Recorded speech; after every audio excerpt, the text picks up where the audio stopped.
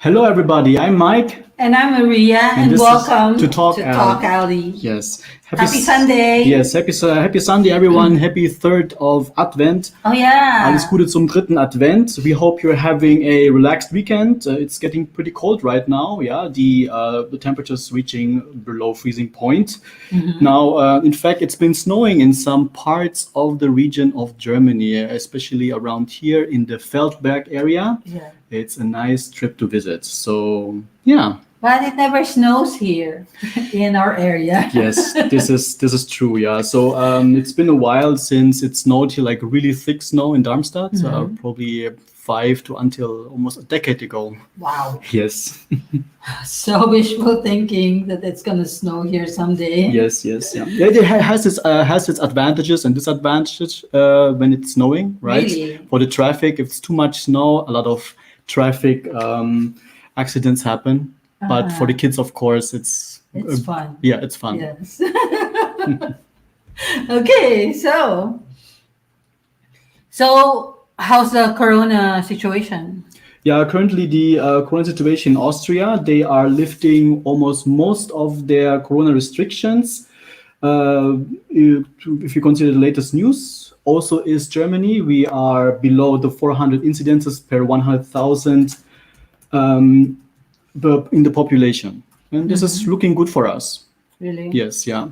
Yeah, we wish it's gonna be, better soon for everyone so that, we can go out again, meet our friends. So that's really sad, right now we're all stuck up in our homes. Yes. We can't reach out to anyone. So hope that it will change soon. Yes, and we also had inaugurated the new parliament with its chancellor Olaf Scholz and with his cabinet. So we hope for a good term. Yes, of course, hoping for that. And yeah, it's so sad that Merkel is no longer with us. I mean, her term has passed. Yes, but she will be remembered. Yeah, with all those things that she did. So, Mike, before we talk about our guest for today, this episode is brought to us by. Yes, of course, by amazing pure organic barley, which provides you with stamina and vigor to survive long hours of work in play. So for inquiries, please contact Miss Jess Esquilio.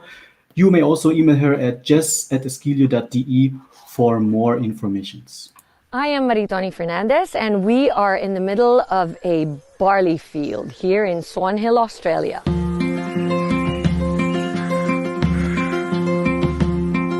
Well, we think we have the best barley in the world because of our clean irrigation water. Water comes from the Murray River, which is a freshwater river. All our drinking water comes from the Murray River too.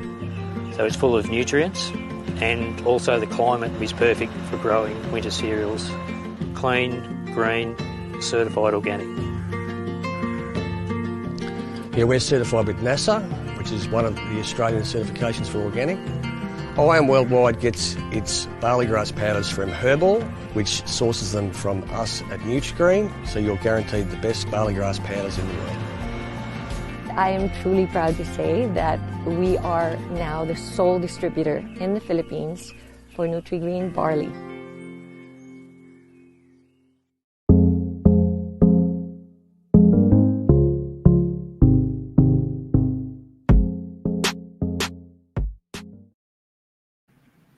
Amazing pure organic barley, which provides you with stamina and vigor to survive long hours of work and play. Please contact jess@esquilio.de for more information. Now, Maria, our first guest is President ACT Teachers Party List. A teacher by profession, Antonio L. Tino has a long record of advocacy for teachers, education, workers, and marginalized sectors of Philippine society. He serves as representative of ACT Teachers PL in the House of Representatives for 3 times from 2010 to 2019. He taught English and Filipino at the University of the Philippines in Diliman from 1991 to 2010.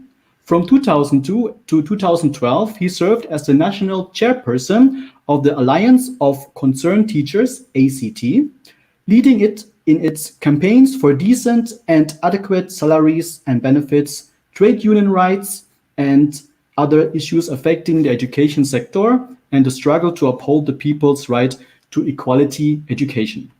He was also active in the struggle for genuine agrarian reform, sovereignty, human rights, and other issues affecting the entire nation. Since becoming a member of the House of Representatives from 2010 to 2019, Tino continued advancing the interests of education workers and other marginalized sectors of the Filipino people as representative of ACT Teachers Party List. He successfully introduced laws which increased several allowances of public school teachers and other government employees and regularized thousands of contractual teachers nationwide. He is the principal author of Republic Act 10653, which increased the exemption from income tax of 13-month pay and other bonuses of employees and workers. In the private and public sector, Republic Act 10743, the National Teachers Day Act, Republic Act 10756, the Election Service Reform Act, which makes election service voluntary and mandates a higher compensation package for poll workers. Republic Act 11106, the Filipino Sign Language Law, and Republic Act 11304, the Philippine American War Memorial Day Law. He also worked for the passage of Republic Act 10931, the Universal Access to Quality Tertiary Education Act, and Republic Act 1110-210, the 105th or 105-day expanded maternity leave law. Ladies and gentlemen, Representative Antonio El Tino. Welcome to TalkAlley. Hello, welcome to TalkAlley. Thank you for joining us. I think You're on mute. I think you're still on mute. It happens. Thank you. Hi, Thank hello, you, Mike yes. and Maria. Yes, thank you Guten for Morgen. joining our panel today. Guten Morgen. Guten Morgen.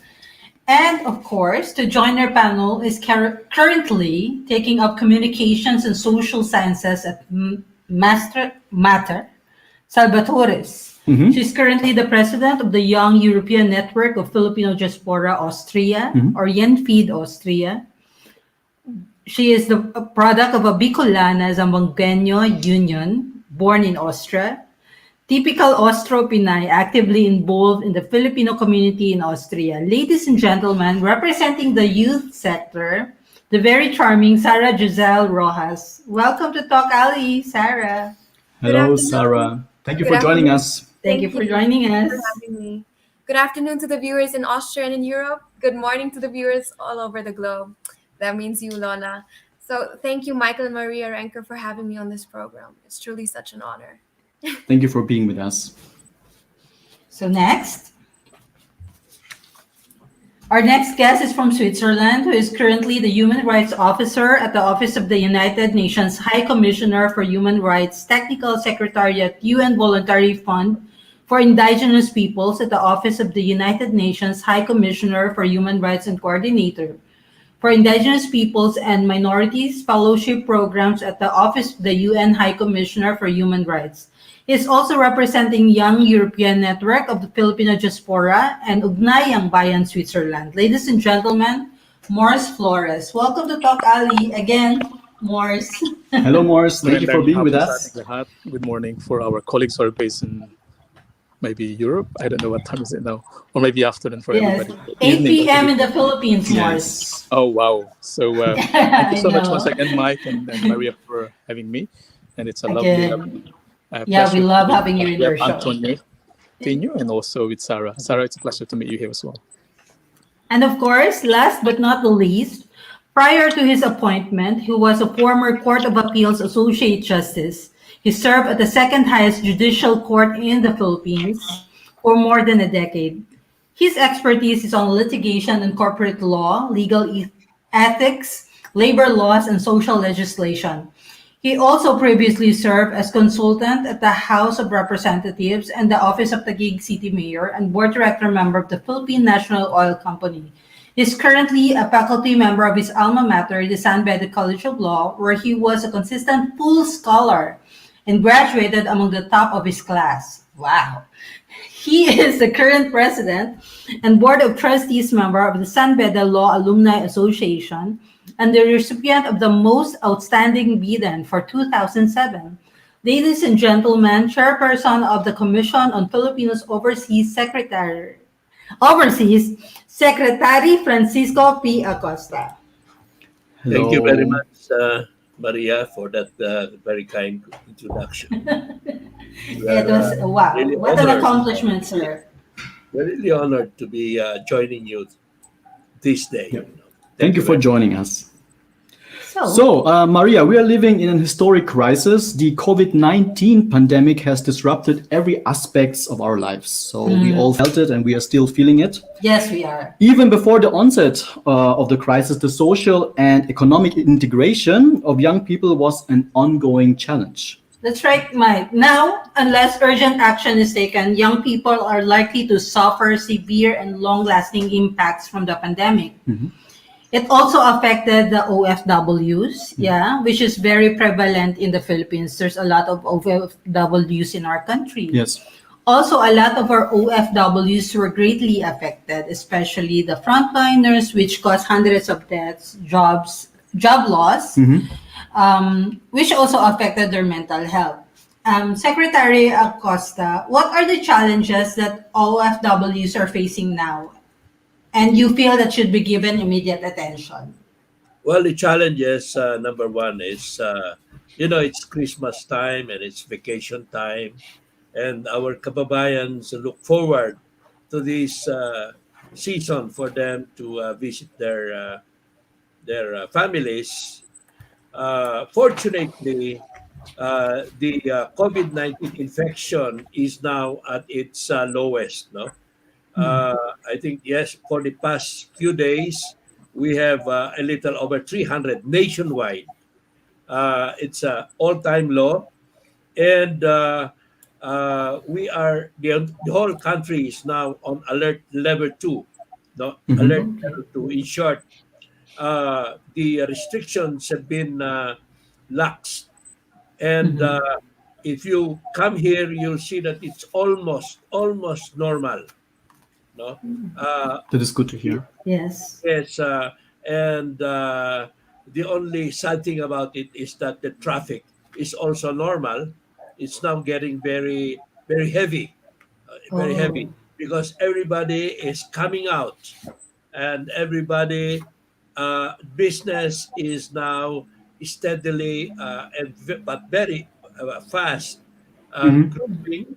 People are out in the streets, and we're looking for a very happy Christmas, Merry Christmas. Now the yes. challenges now is that, of course, they are our OFWs, returning residents, are very apprehensive that the restrictions might all of a sudden be restored, so that they will be deprived of their liberty of seeing their families. Yes. Hopefully, everyone will enjoy the holidays as usual, and even maybe even more. Yes, of course. We only wish, everybody spends because Christmas is really best spent in the Philippines. Yes, the So best we time. always hope that it's gonna be normal again, and we miss all the carolers hanging by outside our houses, and that's the best part of Christmas there. Well, as So long as Yes. you are for Representative vaccinated, you're okay. Tino, yeah, Okay. okay. So, Now, Representative Tinyo, how about the ACT? What are the initiatives that your organization made or created during the pandemic? how is it affected? Because you're representing the teachers. Yeah. Well, in the early days of the pandemic, and there was the nationwide lockdown, the strictest lockdown of the pandemic.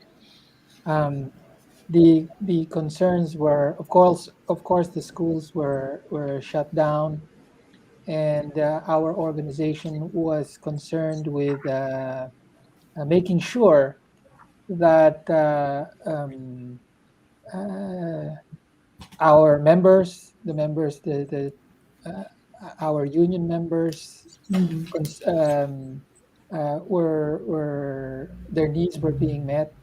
Um, but we also made efforts to contribute to the needs of the health workers in the pandemic.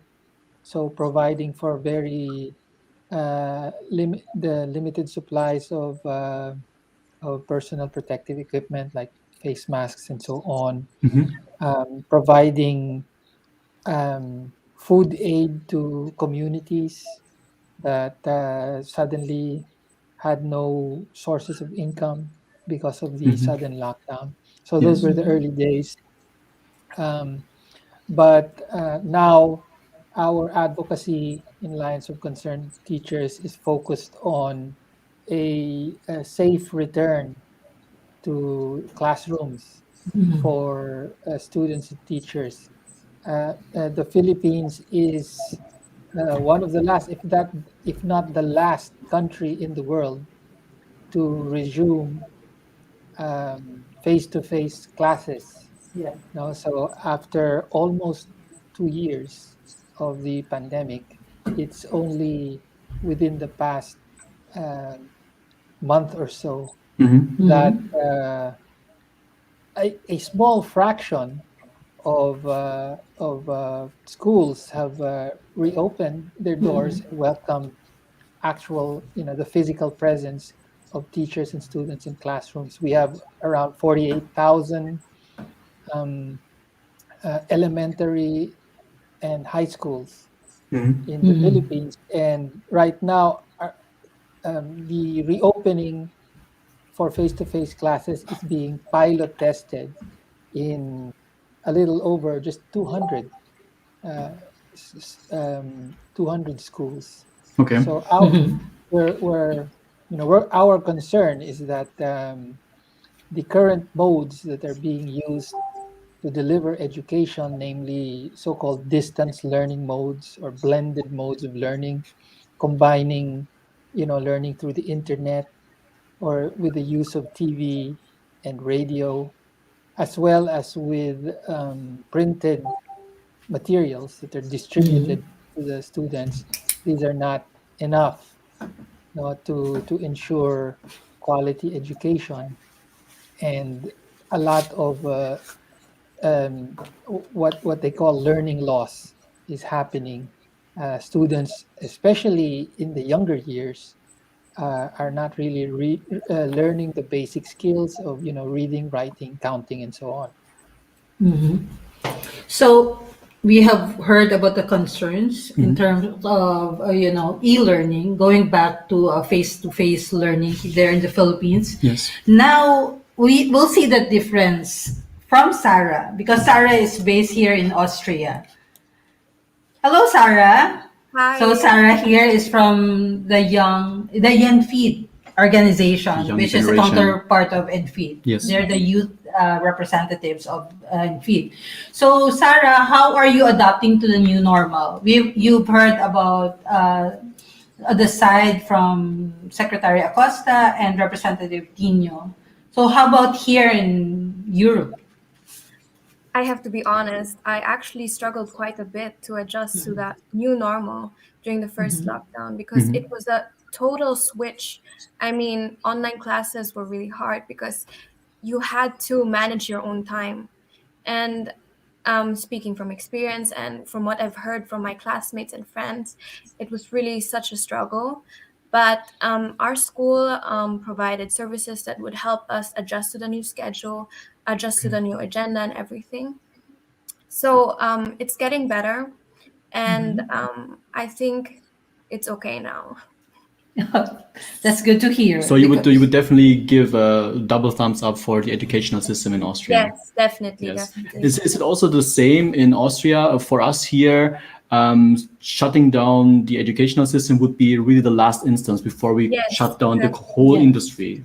Okay. I mean, today marks the last day of the lockdown in Austria, in Vienna, and Okay. it's the fourth lockdown. But we still had to attend school.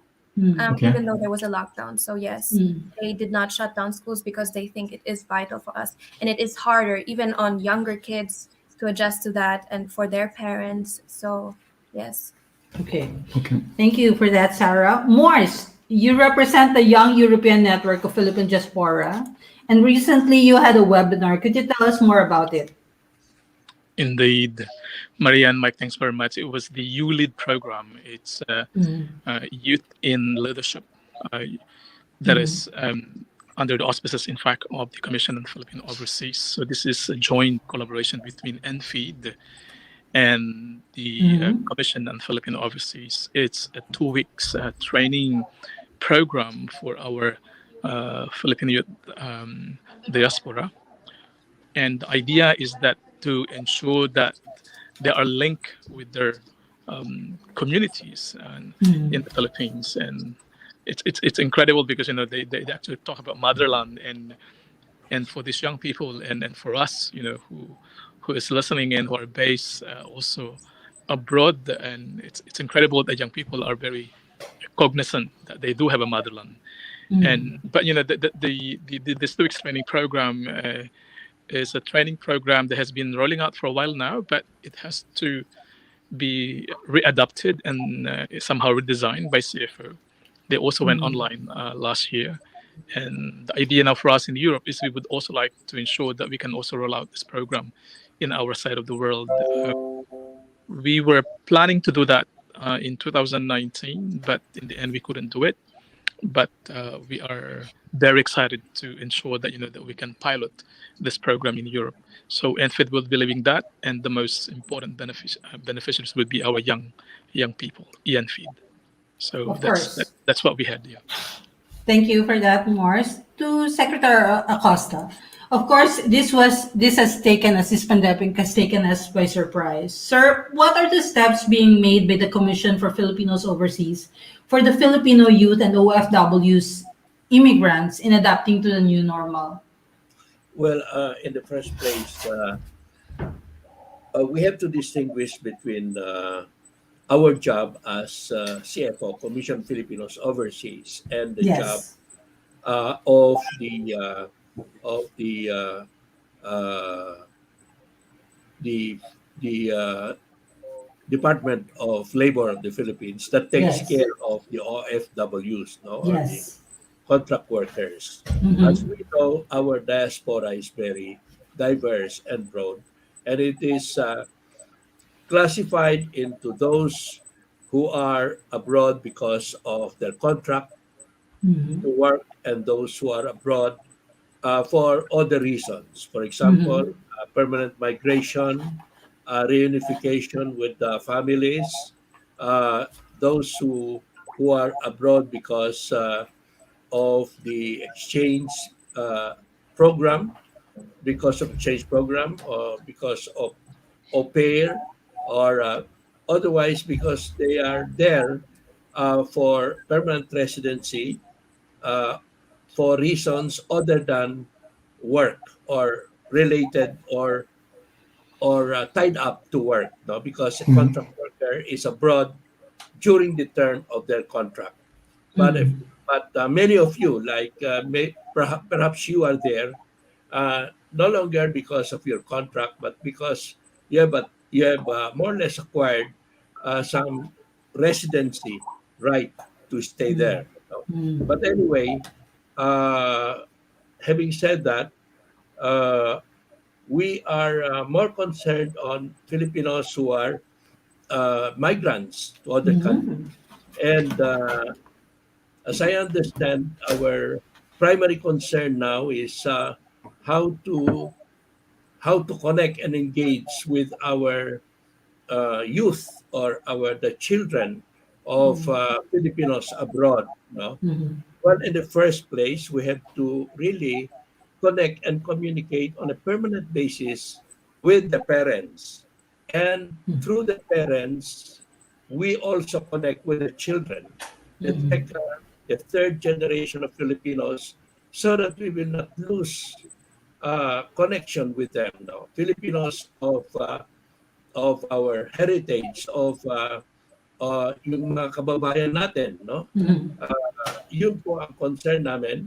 And we are very fortunate that we have young people like you, like Morse, no, who are really desirous of reconnecting or maintaining their ties with the Philippines. And this is our mission now. It is to see to it that our Filipino youth overseas are reintegrated or reintroduced to the Philippines, that it is Mhm. worth keeping your Philippine heritage, your rich Philippine culture. That Okay. is our That's mission. And actually, yeah, that's what, in connection to that, actually. We created TalkAlley for that purpose, really, to reach out to the Filipino community during the pandemic.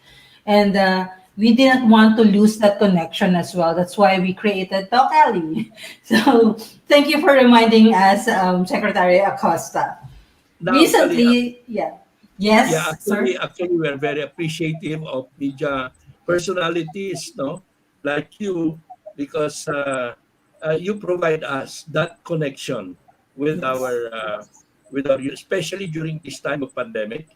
Mhm. Fortunately, we were able to immediately adjust to the pandemic and take advantage of technology, digital technology, in order to reach out to our kababayans. And mas maganda pa, no, because we're able to reach them in their own homes. No?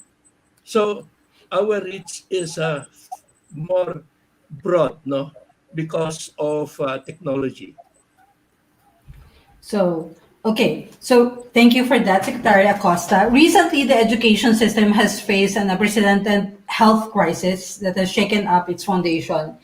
Given today's uncertainties, it is vital to gain a nuanced understanding of students' online learning experience in times of the COVID-19 pandemic. Mhm. It's really important. So, Representative Tino, how is the Philippines coping up with this? I mean, the Mhm. e-learning process. Are we Yeah. ready for that? Do you Mhm. think you're back home, so you know what's going on Yes. out there? Uh, Oh, well, we can talk about e-learning or online learning in the context of basic education. So we're talking about, Hmm. from kindergarten to high school, and then Mhm. e-learning in the context of higher education. So that would be, tertiary level and beyond. Um, and uh, of course, when we're talking about basic education, we're talking about the vast majority of students. So in the case of the Philippines, we're talking about at least around almost 30 million students in basic education. Um, and the situation is quite different here in the Philippines. First of all, um, a the Philippines, as you know, is a third world country, so it doesn't have the the uh, the kind of broadband network Yes. Mm. available to Mm. everyone all over the Philippines. Now, it may be available in some of the urban centers, but if we're talking about um, uh, many places in outside of these cities and major towns, we're back to 2G, no, not broadband speeds. Mhm. Okay. Second, the income barrier. So even if the broadband network is available, um, a lot of the lower income, the poor families don't really have access to or cannot afford access to online services. And so, for the most part, uh, while the Department of Education, which is in charge of basic education in the Philippines, does make use of the internet, e-learning, uh, the main mode for so-called continuing education during the pandemic has been very traditional through the use of what they call modules. So the distribution of printed modules, which are supposed to be distributed to the households and collected, every so often by teachers. So that has been the dominant mode of distance learning throughout the pandemic, as far as basic education is concerned. Um, the situation is a bit different in higher education. So that's where, first of all, if you're talking about higher education in the Philippines, you're talking about around, let's say, three total, maybe two to almost 3 million students Yes. in higher education, and that's where the e-learning mode is more of the norm. And I think our uh, our other guest, who sorry, she spoke about, the difficulties of adjusting to e-learning. Um, I've heard similar experiences with Filipino students in college struggling with, the amount of stress that goes with With e-learning. it. Yes. Yeah. So that's kind of a broad overview of the situation.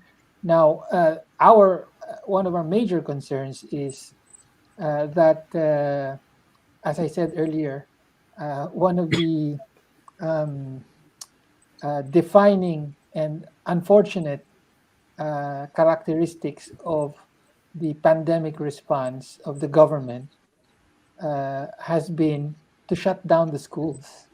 You mentioned earlier that in Europe that has been the last. I Yes, mean, that has correct. been the last thing that they would shut down would be the schools. Unfortunately, in the Philippines, the malls and the movie theaters, now they're supposed to open. Most of the schools have, I mean, 99% of the schools are still shut down. So, um, so our concern is the UNESCO has a concept called learning poverty. So they define that as the percentage of 10-year-olds that have difficulty reading and understanding a simple paragraph. No? So according to UNESCO, uh, in 2019, before the pandemic, learning poverty in the Philippines was at almost 70%. So it was extremely high even then. But during the pandemic, according to them, the latest estimate is that it's now at 90%. So there has been a significant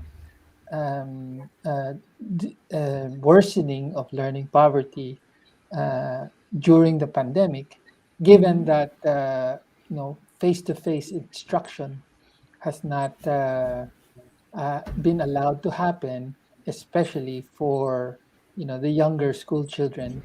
You can't. It's really very difficult to teach, Yeah. reading, writing, and so on to young children through distance learning modes. So this is, inevitably this would be the result. So that's the situation we're in. Okay. So, Secretary Acosta is also part of the educational system, being a professor in laws. So, Secretary Acosta, do you think the prolonged ban on face to face learning during the pandemic could worsen the learning gap in the Philippines? Well, of course, we have there is an adverse effect, no, because the best way really is face to face. But early Yes. on, our government has already set its priorities. Buhay muna bago ang lahat, no? So with this, no, the government has to balance everything, no? Yes. Business, education, you have to balance it with the health of the people. No? During the onset of the pandemic, the breakout of the pandemic, it really affected a lot of people, and a lot of people not only got sick, many also died. This really affected everybody in the country. So the government prioritized the protection of everybody's health, and everybody suffered.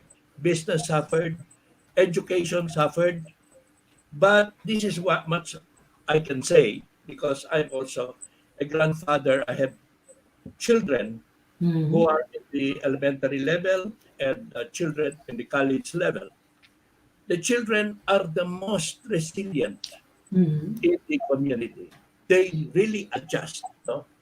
Uh, Here in the city or in the provinces, by whatever materials they have in the city, they are more fortunate because they have phones, they have iPads, etc.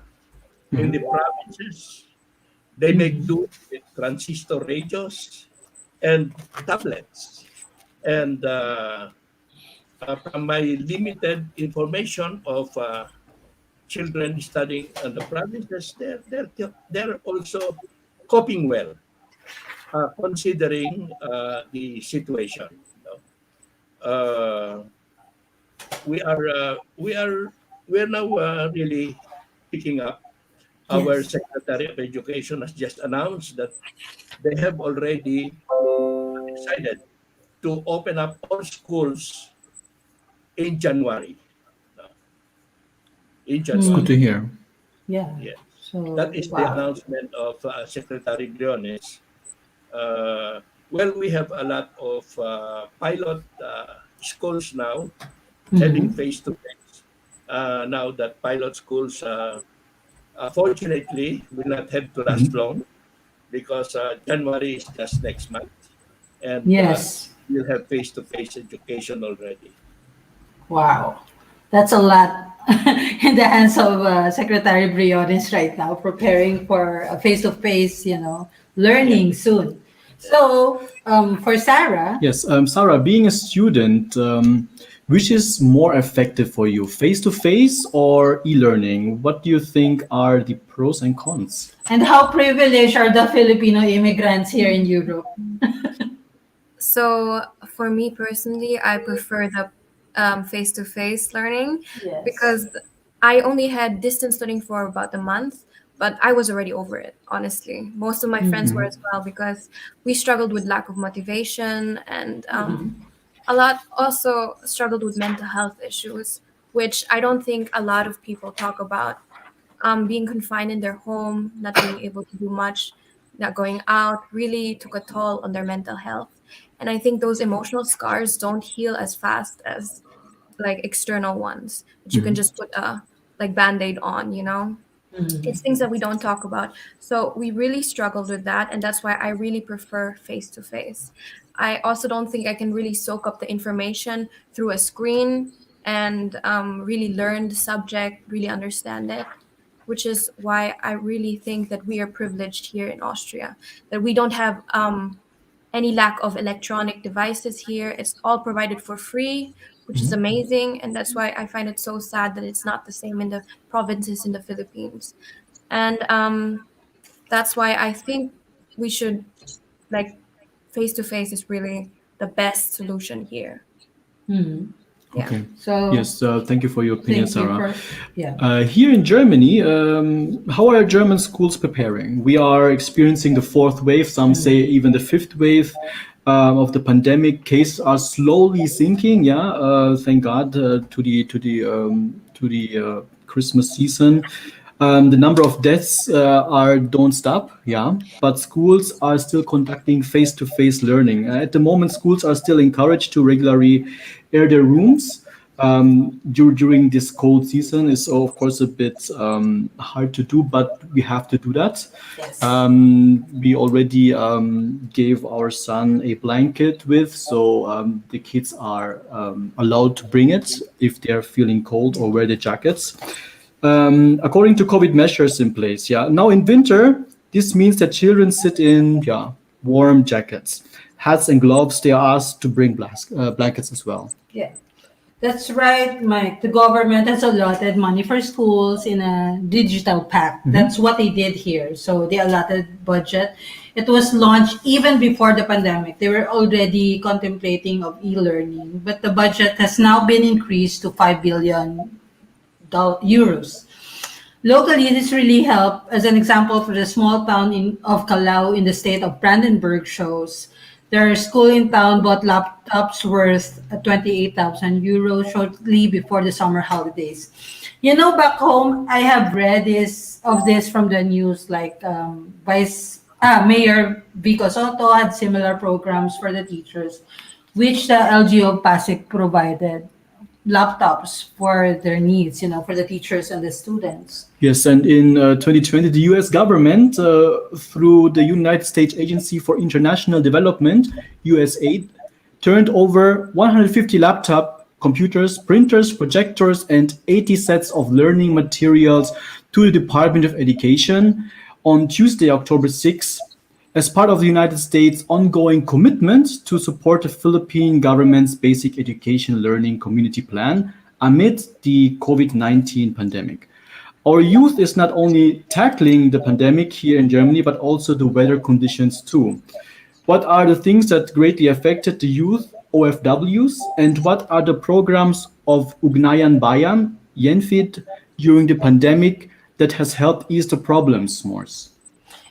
Morse, you are focused on the indigenous peoples and the youth, right? So they Yeah, also go to professionally, school. that's Both my job. also go to school. So what are your programs? Well, within Ugnayang Bayan, in fact, yesterday we just organized a webinar on domestic violence and the right of migrant workers and senior citizens. Because as we started to be locked down, I'm sure that you're aware that domestic violence also increases. Yes. Yes. And domestic violence not only increases within our homes, but also in our relationship and also at work. And we have to respond to this issue, and we work very closely with our Philippine representation to the UN. So yesterday we had a very good webinar on this.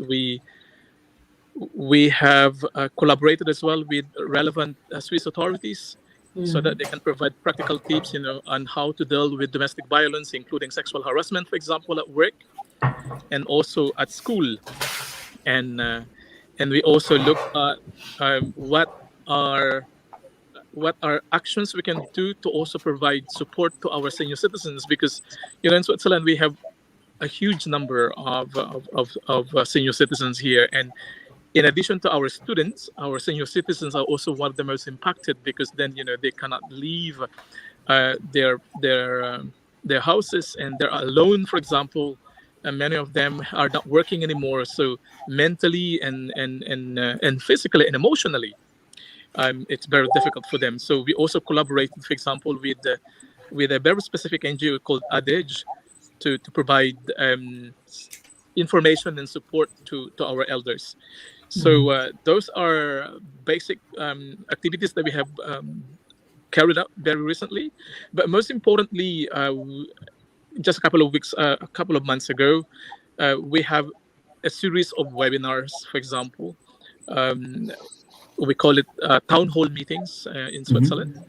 And for example, 80% of our Filipino community here in Switzerland are undocumented.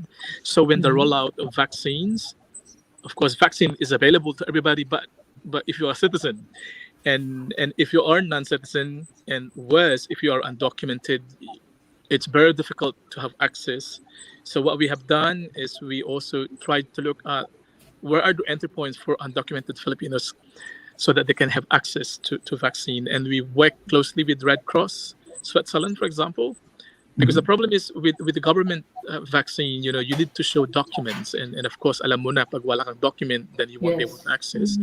So ang ginawa natin is we work closely with existing civil society organizations, non-profit organizations, so that then and then we give them, we did a mapping of our community, and we mentioned that not until these people who are the most vulnerable are vaccinated and are serving different communities.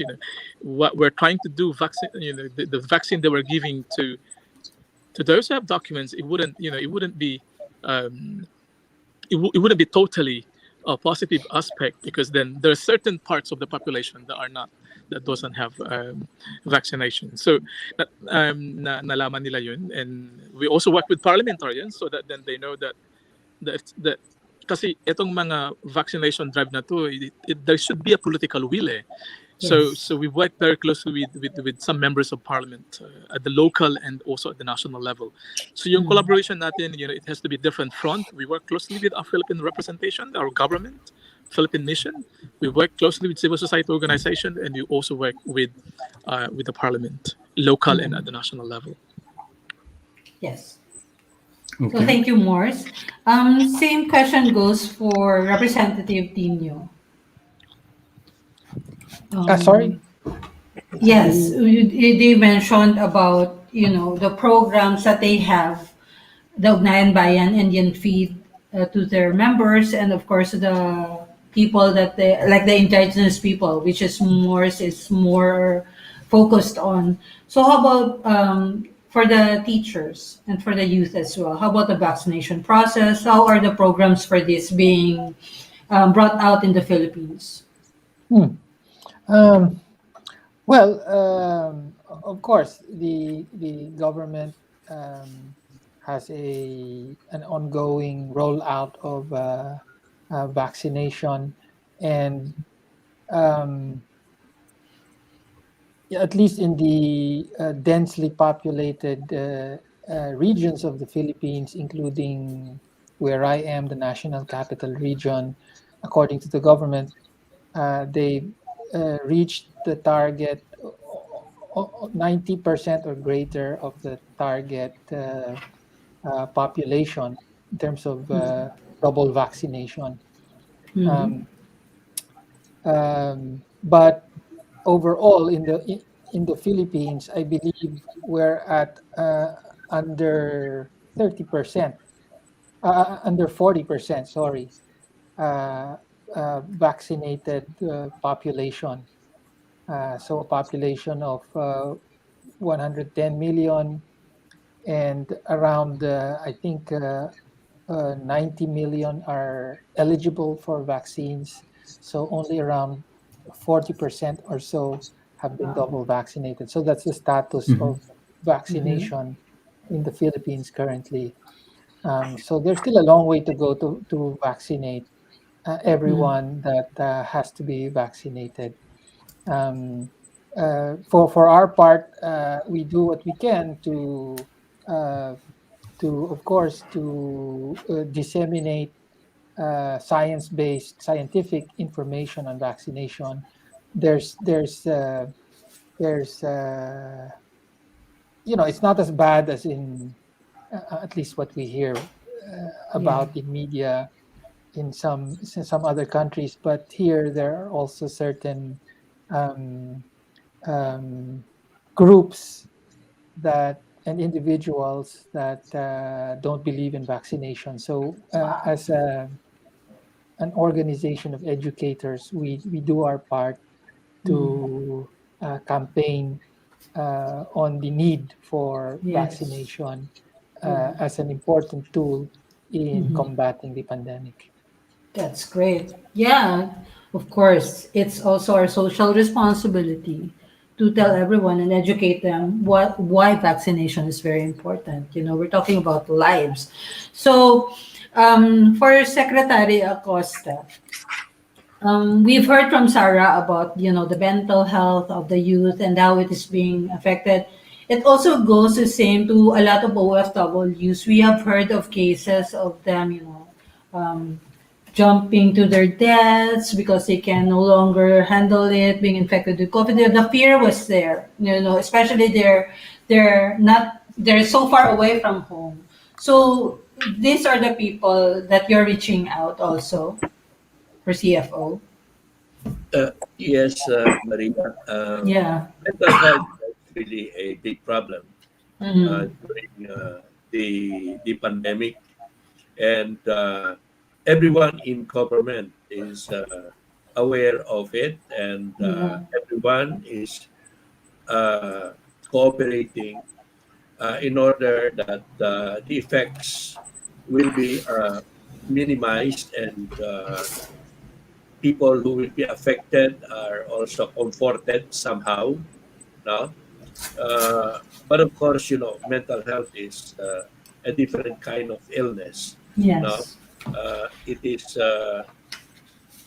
It has to manifest itself so that you will know that it is it is present in a person, and even a person has to accept it if uh, if he's infected. Anyway, in all the programs that we have, no, uh, Mm-hmm.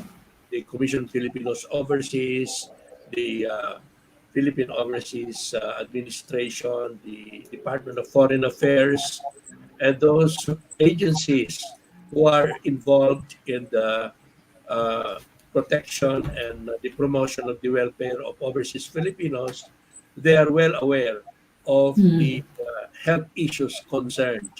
And so we really engage experts along these lines Yes. to help us uh, educate our kababayans on how Mm. to handle this problem, these mental health issues. Yes, definitely. So, um, part two of our program is going to be more interesting because the people sent their questions. So, we will be reading them for you. But before we start part two of the program, Yes, so before we start part two, yeah, do you want to learn a different language? yes, I do. Yes, then I have no choice. then please check out this video that we have for you.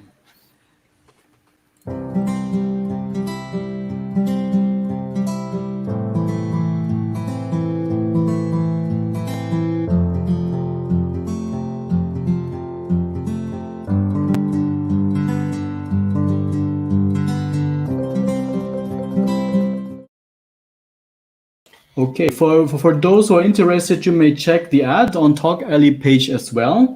Yes. And I would also like to point out to those who want to work or live in Germany, learning the German language is very important. Yes, a bit of effort have to be to it, but you can do it. You can definitely do it to be better integrated in the community. So do check out Multitaskers Language School. The email is info@multi-taskers.de. And they have also WhatsApp +491520958260 Thank you, Multitaskers School. Yes, you will also see the information down in the ticker running below, and this will start our second part. Okay, so are you ready? Okay, so first question here is, in order to cope with the pandemic or ride it out with grace and grit, what strength or courage has it called upon in you? Secretary Acosta. The first question Well, here sent to us, in order to cope with the pandemic or ride it out with grace and grit, which you are already doing, what strengths or courage has it called upon in you? the strengths and the courage, Yeah. uh, it is, I think, inborn Yeah. in all Filipinos. Uh, Tayo naman, hindi naman tayo one of the rich countries. We are considered developed countries. And but then we are also considered one of the happiest people because we know how to count our blessings. No, alam Yep. natin kung ano meron tayo, and with that we can start to face any challenges that can come our way. No, alam naman natin ang buhay hindi madali. No, lalo na yung mga overseas Filipinos natin. They leave our country for greener pastures. They leave our country so that they will be able to provide for their families here in the Philippines. No? They are used to hardship, really. the hardship of loneliness, the hardship in a foreign land, etc.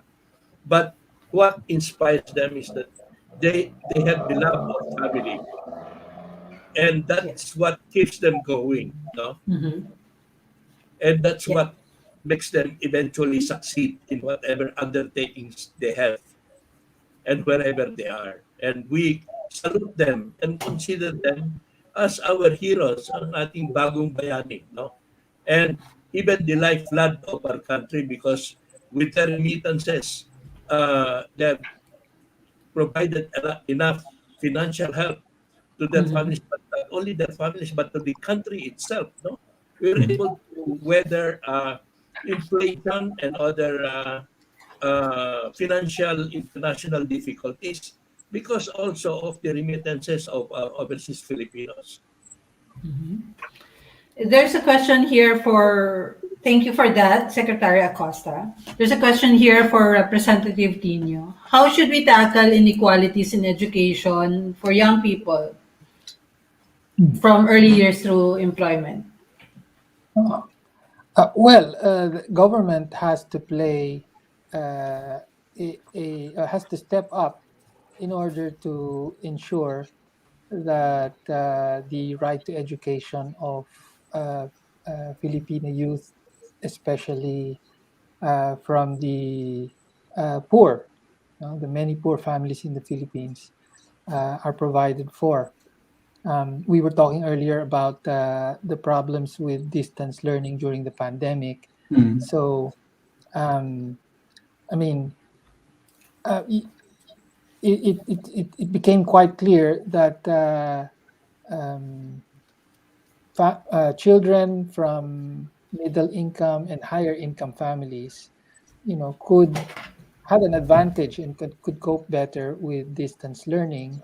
Of course, because they had the gadgets, they had the broadband internet access, they could get tutors. Their families, they could provide other kinds of support, even though there are no face-to-face classes. But that is not true for a large number of school children from poor families. Mm. So um, um, that's where, I mean, and this is part of our ongoing advocacy, is that government must provide more resources, personnel, a budget, funding for um, providing teachers in the communities, okay, despite the pandemic, and without face-to-face classes, providing teachers who would be available in communities to assist in the so-called module-based learning.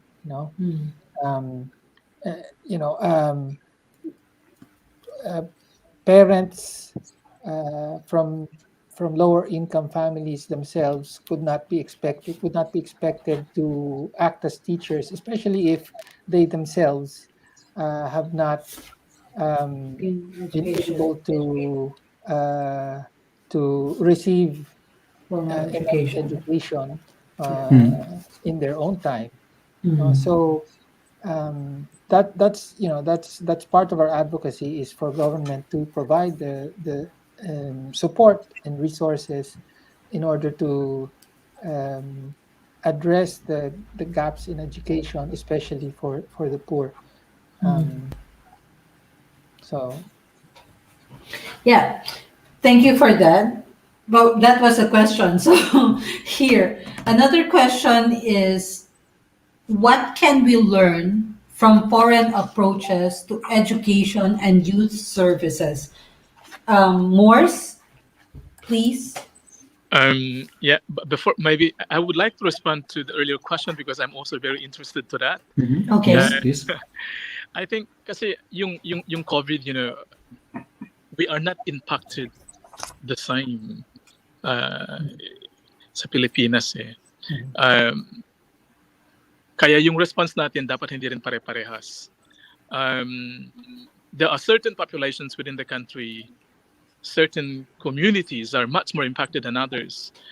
And I'm just looking at, for example, people who belonging to indigenous communities, minorities, those who, sa amin na lang, taga-probinsya ako sa Cagayan. Kung wala sa amin ang nasa abroad na magpapadala ng pera during the pandemic, walang income ang family namin. And then when our nephews and nieces were actually required to go online, they wouldn't have access to education pag wala silang we cannot even talk about Proper tools. walang electricity sa ibang baryo sa amin. So that very point, it's already an issue. So ang ginagawa ng mga ibang kabataan, they have to find parang a central part sa isang barangay where isa sa kanila ang may isang access, and then lahat ng mga kabataan nandun. Pero ayun, bumagyo, nag-change ulit yung sitwasyon. Ang daming cases na ganun nangyari. Pero ang nakita ko rin, ang bilis nag-adjust yung mga bata. That's one thing. Pag-adjust sila, kasi I think at some point they realize na they don't have a choice, and then nakikita rin nila na ang messaging na nakikita nila is, and it was very clear at that point, na I think this is our situation for the next couple of months or even years. So na-force nila na they need to learn how to cope with the situation. So for us na nasa abroad, nakuha rin namin yung messaging na ganun nga mangyayari, then we responded to that need. Yes. And karamihan sa mga communities natin dito sa abroad, yun ang ginawa nila. They started to, we had members of our communities who started to find, old laptops, even mobile phone. Most of my old mobile phones hindi na nagagamit, pinadala namin sa Pilipinas na eh. Para lang may magamit yung mga kabataan. So yun. What can we learn? I think ang nakita ko sa Europe, at least sa Switzerland, the messaging of the government was so clear. Napaka-open yung information. There is a centralized information system na hindi ka magsa-second doubt yung sa information na makukuha mo kasi nandun eh. There was a very strong research base on information. There was a collaboration between the government, the private sector, the non-profit. Kaya yung hindi ka kakabahan. Pero ang naging issue pa rin natin sa Filipino community natin dito is yung during the vaccination. Alam mo naman sa kababayan natin, they are physically present abroad, pero they are mentally and emotionally nasa Pilipinas sila. So yung information na nasasagap nila na yung vaccine daw ay delikado, karamihan natatakot pagpa-vaccine. So we need to even deal with that. We need to respond to that need na kailangan. Naghanap kami ng mga Filipino doctors mismo na nakabase sa Switzerland, and we found 3 of them na pwedeng magsalita in Filipino or even in our native languages para explain sa kanila na porket yung navakunahan namatay, automatic ang conclusion nila ay dahil dun sa vaccine. Ganun. So ang daming, so there's a lot of learning that we can take, pero sa amin na nakita ko ang pinaka-importante talaga is yung information na centralized. Pangalawa, yung collaboration, partnership ng gobyerno kasi it's a pandemic, there is not a single entity that can deal with this issue. So lahat dapat ng stakeholder nandun. So importante yun. Sana makuha rin natin yan sa Pilipinas. Tapos I guess the solidarity is very strong. At least the Filipino community in Switzerland, it's a very generous community. So it's the same with different, actually yung generosity natin napansin ng mga ibang nationalities yan. Imagine mo yung mga webinars natin, we have to open up to other nationalities kasi tayo lang we are coordinated. So pati yung pagbibigay ng French classes para lang ma-integrate kababayan natin, ginawa rin natin yan. So yeah, there's a lot of learning we can do, but we can also teach others to learn from us. Oh, thank you for that, Morse. And there's so much weight in Secretary Acosta's back, no? He is in between worlds, like he is connected in the Philippines and at the same time reaching out to the communities, the Filipino communities abroad. So you've heard about the needs of both sides, back home and in here. So how do you interconnect them, Secretary Acosta? Actually, do you bring those things back home? The ones that you learn from the communities abroad. Yeah, before the pandemic, we go on road shows abroad to meet Mm. with the Filipino communities in order to know what are their concerns Yes. or the issues that they would like that they're facing. We go there from one country to another. For example, in my limited stay here in the CFO, I was able to visit Guam, Hawaii, Japan, Korea. I was able to visit the mainland. I Mhm. was about to go to Canada and Australia and Europe, but I was already stopped by the pandemic. Anyway, what we did, as I said, Mm. when the president declared lockdown uh, in March, we were able, in a week's time, we were able to adjust to digital. So we were able to use several platforms in trying to reach out to our kababayans. And surprisingly, we're able to reach more than 1,000 times than when we go and visit them. Kasi if you visit your kababayans abroad, much as they would like to come and welcome you, etc., marami sa kanila kahit weekend, maraming ginagawa. No? So, hindi mo talaga sila makikita lahat. Pero dito sa platform na ganito, no? You can reach them out in their houses. Marami kang makakausap in one webinar. You have more than 100. No? Mm. Swerte na if you go there, if you have a town hall meeting, swerte na kung meron ka 25 to 30 or 50, swerte na kung meron kang maaabutan. Ganung numbers, no? So, even the youth, no? The youth, before the pandemic, we were able to bring them here, no? Of course, physically, we bring them here and we immerse them, Filipino culture, language, no? And even government, no? We, we show them that ours is a democratic form of government. We show them Mhm. that everybody is equal in this country and we have equal opportunities, Mhm. that the poorest can be rich, no? And the poor or a simple mayor in the province can be president of this country. A simple boxer from a remote area in Mindanao can be world champion. No, this Mhm. is something that we have to show our our kabataan and many more. No, yung mga fiestas natin, mga festivities, Filipino hospitality. We have a lot of things to show our people so that they will be reintroduced and reintegrated to the Philippine society and be proud that they are Filipinos. Okay. Thank you for that, Secretary Acosta. There's a question here for Representative Tino. Okay, we know that Germany has adopted the online e-learning before. This also avoided to the teachers are burned out. So now for our next question, do you think we need more research around the science of e-learning? Do you think teachers, professors should be trained in e-learning? Why and what are your observations?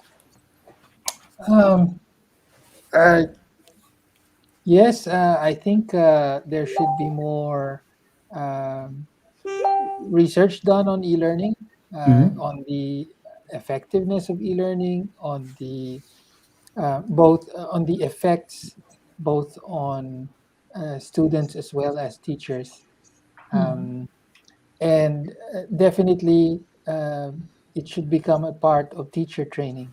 No, because I think one thing we learned during the pandemic is that with the um, forced migration to e-learning for many teachers, uh, they saw that teaching online was not just a matter of you know, simply adapting your existing curriculum and materials to an online mode, but you would have to do things differently in order to make learning more effective.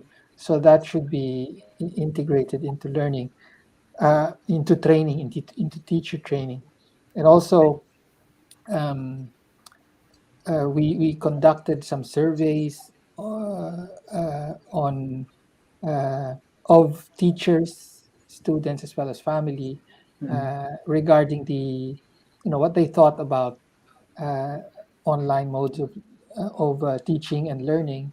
And one thing that both teachers uh, consistently reported, and students as well, is that um, there was too much work being given to students online. No? There's this Yes. impression that online learning will be easier.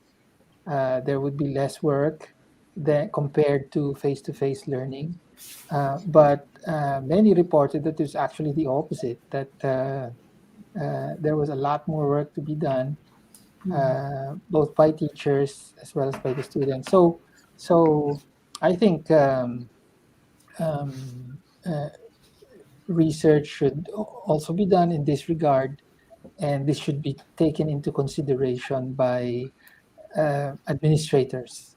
When it comes to Management. incorporating Yes. um, e-learning as one of the possible modes of delivering education. But I think everyone agrees that it can never be a substitute for actual face-to-face learning. True. Yeah. So it's been like more than 2 years. This hasn't been addressed already Mhm. in the Uh, Philippines. uh, well, it, even now, uh, if we're talking about public school teachers, that is still their demand, is to reduce workload. So um, not just the actual online teaching, but also a lot of administrative work that comes with e-learning. So a lot of monitoring forms and evaluations and so on that have to be done. So uh, based on this, I'll say that this even after almost 2 years, some of the concerns that were raised uh, um, after the completion of the first school year have not yet really been addressed.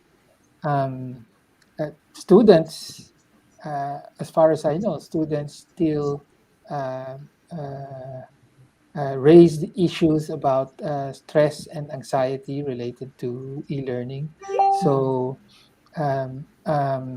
hopefully, more awareness is now being generated after the experience we've had with e-learning. But unfortunately, these have not yet been completely addressed. Okay. So, in relation to that, I want to ask Sarah, in relation to e-learning, how was the process? Did you just, the flow was just, organic for e-learning for you? How about the teachers? Do you think they were already capable of doing e-learning? Were they How was, prepared? yeah, were they prepared? On the Well, technical side, right? mhm, mhm, mhm. Yeah. Um, thank you for the question, first of all. Yes. It was not really organic, I must say. We were all thrown into e-learning. There was no preparation whatsoever. And I felt like at some point the teachers didn't know what to do either. They would just give us a lot of homework and then that be it for the lesson. So as Okay. Representative Antonio Tino said, it was really hard for us to cope. because it was more stressful. We had more anxiety because there were deadlines, and we had to do it all by ourselves. Hmm. So we really just relied on ourselves. Yeah. Okay. So is it better now? Did it, Yes, change significantly? it did. So they are considering, although it may happen or may not, but they are considering of going back to e-learning again. Do you think Yeah.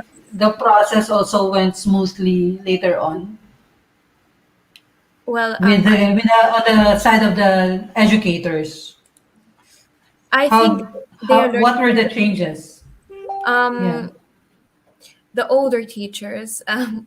learn have learned to adapt more and to use the technology to the fullest now, Yeah. because before they would not even turn on their cameras. They would just We would just hear their voice, and we would have to write it down ourselves. Now they have PowerPoint presentations where students can read and That is actually good. visualize everything, which Yeah. is so it's getting better, but we still prefer the face-to-face thing. It still makes Yes. such a Yes. difference. Yeah. As parents, e-learning is continuous, no? We still Mm. email them, we still do the parents teachers Yes.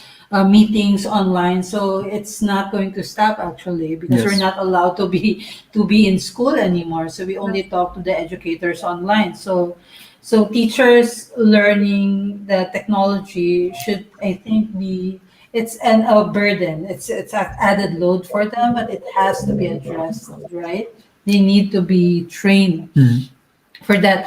So for Secretary Acosta, how should we be? This is a question for you here.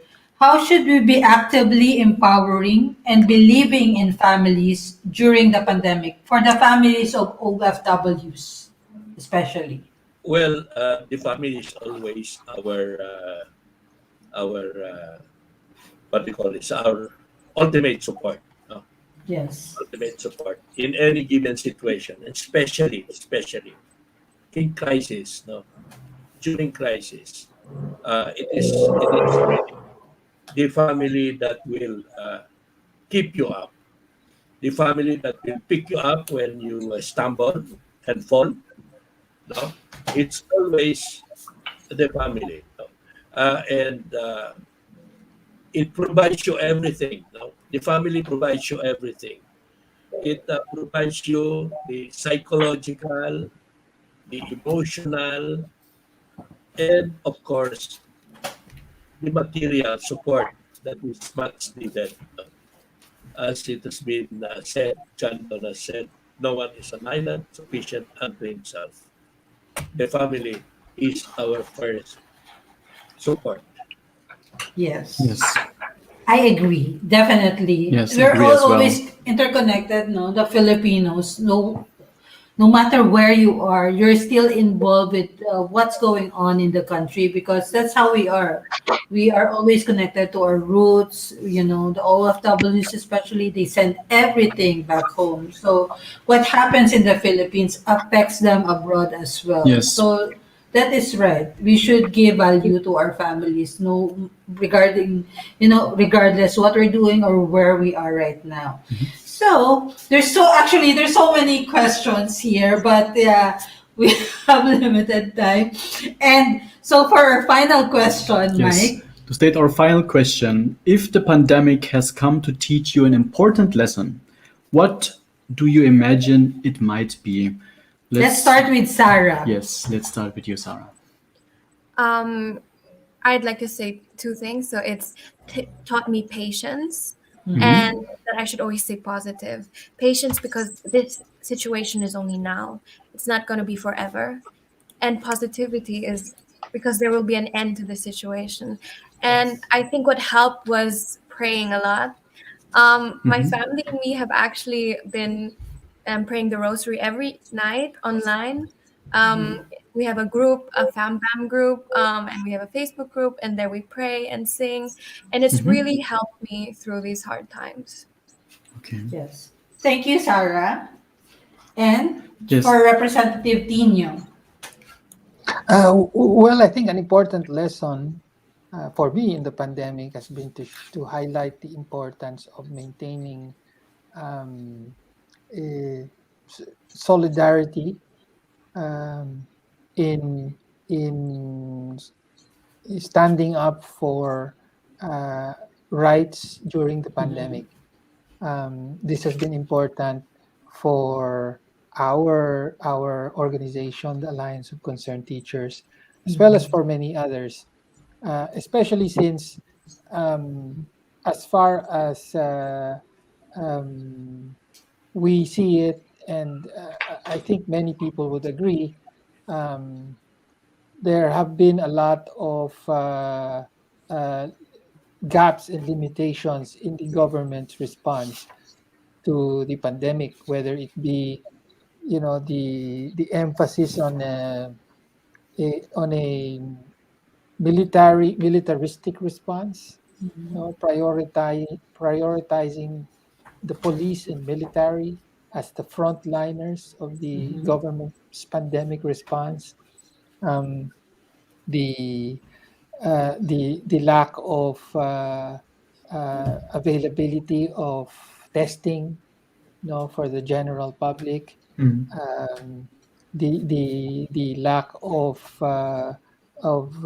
aid, financial aid or food aid for large sections of the population who are hardest hit by the lockdowns, and even the what we've been talking about, the prolonged school closures, which have deprived many, especially children of poor families, from receiving the education that they need. So it's been important that despite the restrictions on movement, on coming together, on public gatherings and so on, we've been able to still find ways to air our demands and continue the struggles, and we've had some gains. So I think that's the lesson that I take away from the experience of the pandemic. Thank you, Representative Tino. Thank you. For fighting for the rights of the people back home. We really appreciate that. And of course, we just celebrated the International Human Rights Day. Yes. Yes. And of course, two more. What do you think, if the pandemic has come to teach you an important lesson, what do you imagine it might be? I think the most important takeaway for me on this pandemic is that global pandemics, it needs a global response. And, as a part of a global community, we need to be a part of the solution. So as a part of, and we have shown that in different ways. And being in solidarity, it could mean, that in solidarity with your kapitbahay, kamag-anak, kabarangay, kapamilya. And that's where we as Filipinos are very strong. It's a part of our DNA. It's a part of our genetic makeup. So that's one thing. But then at the same time, again, things like this, it's always important to be in terms of solution, it should be long term. We need to be visionary as leaders. We can't provide piecemeal solutions. Because alam natin na pandemic evolves. So ayan, nandiyan yung variant natin. So ano gagawin natin ulit? So yung importante ng research, that's why I'm against Senator Villar na hindi raw importante ang research. Importante po yun, pakisabi sa kanya, no? Importante research sa atin. Lalong-lalo sa mga kabataan. We need to know, kung ano yung issue ng community natin, importante yun eh. We also need to know kung sino-sino yung mga members ng community natin. Kung hindi namin nalaman na may mga doctors pala tayo dito sa Swiss na pwede magbigay ng ng patotoo na ang vaccine ay ganito, ang importance ng vaccine ay ganyan. Ay naku, baka yung makabayan natin sa Swiss kalahati hindi pa nagpapavaccine. So research importante po 'yan. So para sa mga kabataan naman, lalong-lalo yung nasa abroad, it's important, to be a part of a community. Lalong-lalo na pag ganitong you feel isolated, you are emotionally drained, mentally drained. Kahit mga professionals natin. So yung being a part of even a church, a youth group, community group, kahit katong it's lang dyan nakakatulong yun. So ayun, in terms of takeaway, important yung sabi ko, research, visionary ka dapat as a leader, and then a sense of community belonging. Maraming salamat ulit. Thank you so much. And of course, your message, Secretary Acosta. Well, this pandemic has caught everyone flat-footed. No one was prepared for it. Not even the richest country in the world can claim that they were prepared for it. As a matter of fact, everybody was hit and devastated by the pandemic. And the higher you are, the harder you fall. No? As a matter of fact, as we speak, the United States even has the highest number of infection, 120,000 a day. No? Yes. So with Europe, Germany, United Kingdom, they have the highest. No? So what has it taught us? It has taught us that we are just creatures. We're just a part of this universe, and there is one supreme being to which we all owe our existence and our continued existence, and that is our God. No, without that supreme being, we are all out of this world, and that is our ultimate savior. Psychologically, physically, emotionally, we had better believe in God, and that will be our savior. I think that's what I have. That's firm my belief in our God. Kasi ako, I'm just a human being. I have a lot of weaknesses. No, even at this advanced age, I cannot say that I'm strong enough that I have reached some degree of perfection. No, but I have learned even at this age. Nakita ko how things work. No? Wala sa atin ang prepared. Wala. Everybody. No? So, the best we can say is we had this experience in 1918, the Spanish flu. That was I think that's the worst pandemic the world has experienced before this. No, but still we have learned the lesson. Nobody has thought that it will happen again. So we can always, this should have been done. We can always, no? Scholars and researchers will go on this. But there is one thing I believe in. Just believe in God. Yun lang masasabi. Yes. Thank you so much, everybody. Yes, we congratulate each and every one of you for doing exemplary work during our darkest times. And thank you all for your selfless love for our country and the people. Maraming salamat Yes, po. thank you. I hope that all the issues that was raised by by the representative Neo will be addressed as well.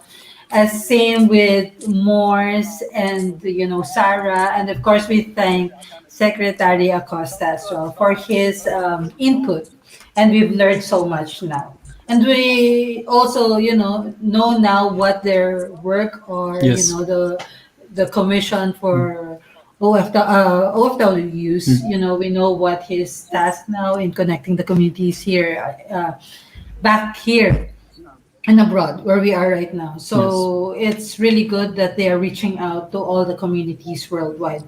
Thank you, everybody. Yes, thank you for your insights Thank and you your for your opinions. insights, and we hope to have you again here in Thank you, TalkAlley. Congressman. Nice to Merry meet you. Christmas po! Yes, Merry Christmas.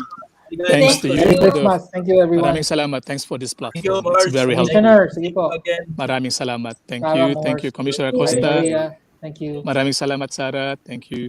Sa rep ninyo, maraming salamat din. Okay. Bye. See Bye. you. Bye. So, Yes, congratulations, everyone. They are doing exemplary work really during the pandemic, especially now. No, there's so many problems facing them, but they're really doing it gracefully. yes, and we are already on our second year now. Yes. Yeah. Well, Mike, amid the challenges of the past 2 years, I'm calling on each and every one of us to take agency in the fact that we are most likely our only way forward. It's the only one who can address most of the issues that we're having right now, like health issues, mental health issues, and other issues in life, are us. And uh, and we must move forward with great intentionality. That's you always say that. Always, Keep moving forward. keep moving forward. Correct. As leaders, which all of us are, regardless of title, we must be beacons of hope and joy in our organizations. We receive the behaviors we model and tolerate, and if we're joyless in our job, that negativity will spread. We must set the tone and start moving ourselves forward. Thank you, everyone, for participating in our talk today. Thank you so much, especially for the viewers and listeners, and for sharing this show today. We have so many people sharing it. Yes. Thank you so much. Yes, definitely, Maria. As I was always say, keep moving forward. That also goes to you, my dear, our dear listeners and viewers. Focus on the people and the things that matter most in your life. Yeah, self-care is really important, and this is the best time to do all those things. The Christmas season, and with that, we wish you rest Sunday, a good rest Sunday, happy third of Advent, and a good start in the next week. This is Mike, And this is Maria. and this is Talk Alley.